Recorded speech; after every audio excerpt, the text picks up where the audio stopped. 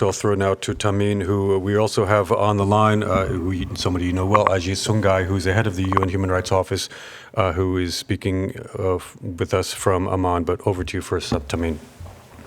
Thank you, Rolando. You will have seen the comment issued this morning by the High Commissioner for Human Rights, Volker Turk, on last night's events in Gaza. We are horrified by last night's Israeli airstrikes and shelling in Gaza, which killed hundreds, according to the Ministry of Health in the Strip. This will add tragedy onto the tragedy.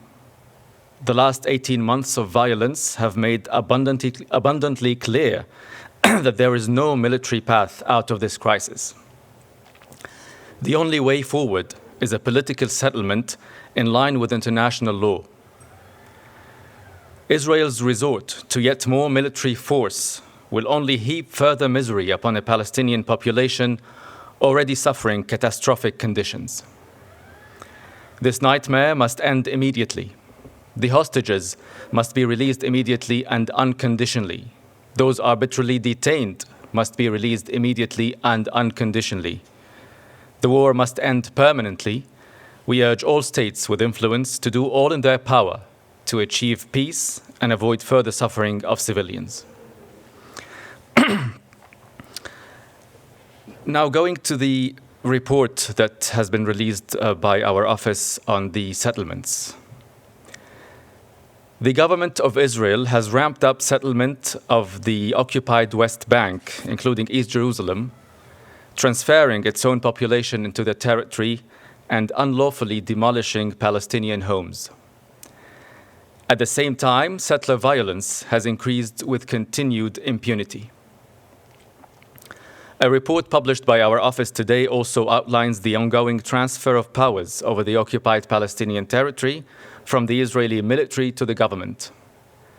By doing that, the Israeli government is facilitating the advancement of settlements in the West Bank and the steady integration of this occupied territory into the state of Israel, the report finds. Israel's settlement policy, its act of annexation, and related discriminatory legislation and measures are in breach of international law and violate Palestinians' right to self-determination. The transfer by Israel of parts of its own population into the territory it occupies amounts to a war crime. Today's report, which covers the 12-month period up to the end of October last year, refers to plans to construct over 20,000 housing units in new or existing Israeli settlements in East Jerusalem alone, according to Israeli non-governmental organizations.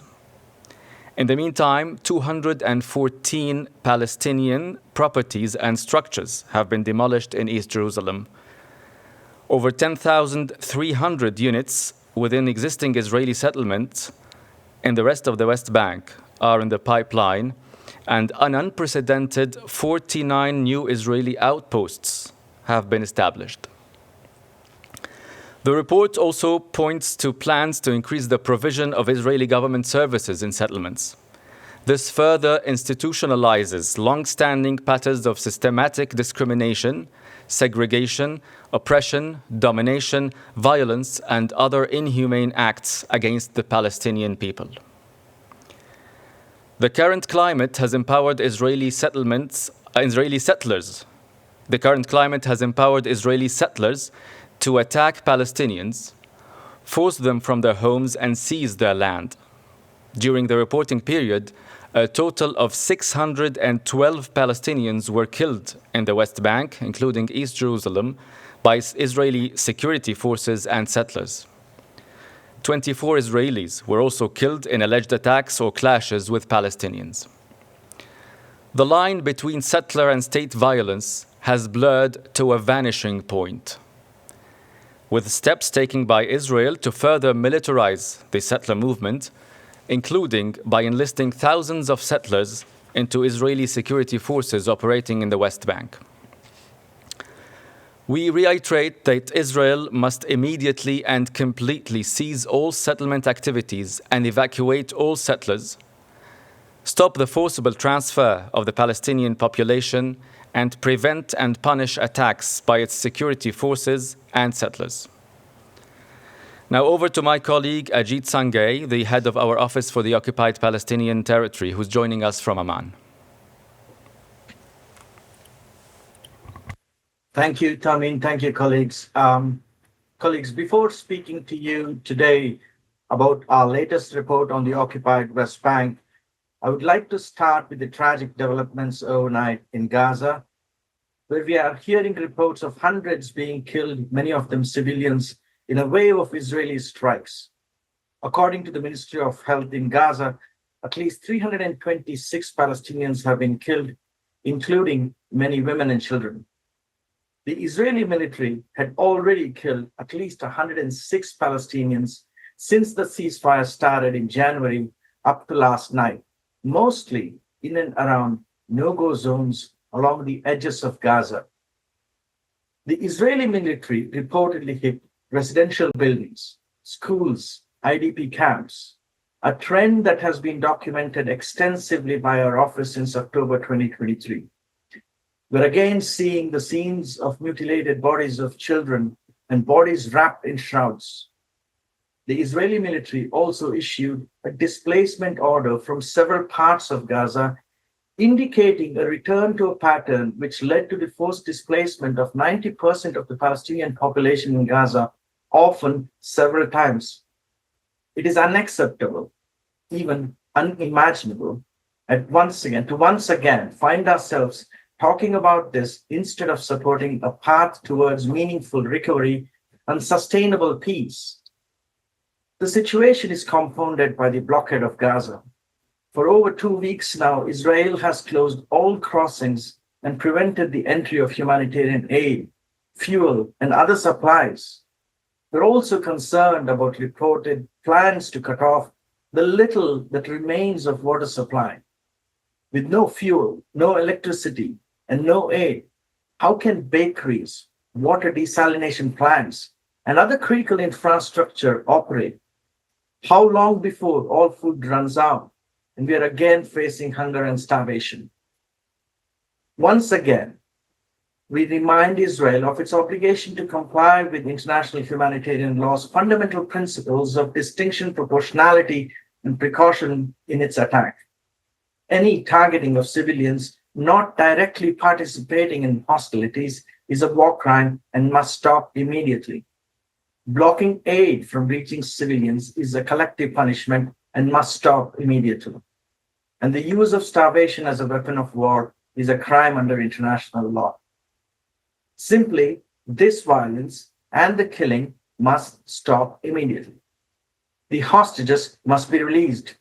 Those arbitrarily detained must also be freed. Now, colleagues, to the report we are putting before you today, which points to another deeply concerning trajectory taking place in the West Bank, including East Jerusalem. Israel is taking serious and accelerated steps to annex more and more parts of the occupied Palestinian territory in violation of international law.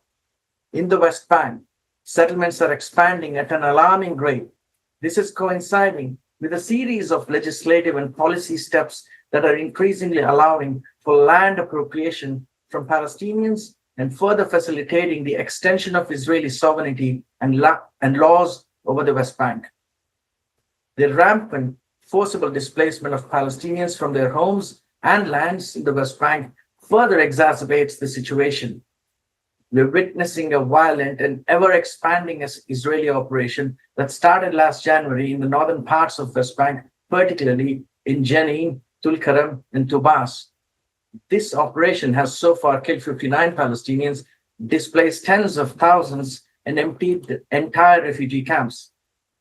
Displacement is further fueled by continuously increasing home demolitions and evictions, settler violence that can no longer be separated from state violence, and daily appropriation of Palestinian land on alleged security grounds, only to be later allocated to serve settlers.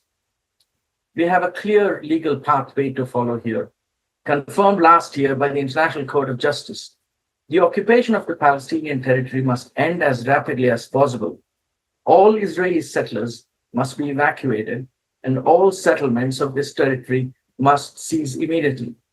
The international community has a strong mandate to take meaningful action to prevent annexation and ensure Palestinians' right to self-determination. Member states must act now. Thank you.